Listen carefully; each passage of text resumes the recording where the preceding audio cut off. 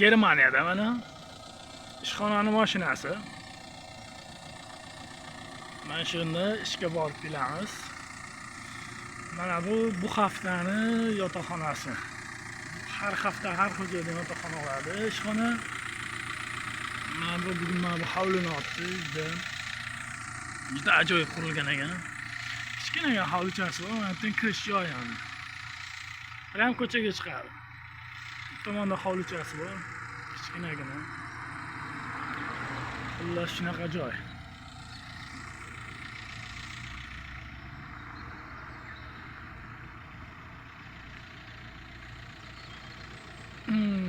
Germaniya. Mana shu ichi mana. İçi lüks desa ham bo'laveradi, vashti. Chotki. Sharoitlar zo'r. O'zi kichkinagina, lekin juda yaxshi ham chiroyli qurilgan ekan.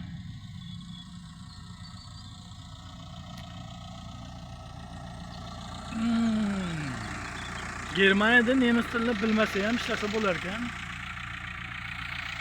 Bemalol. Faqat ko'plar ish beruvchilar rus ekan, ruschani bilish kerak ekan. Atak qolgan hammasi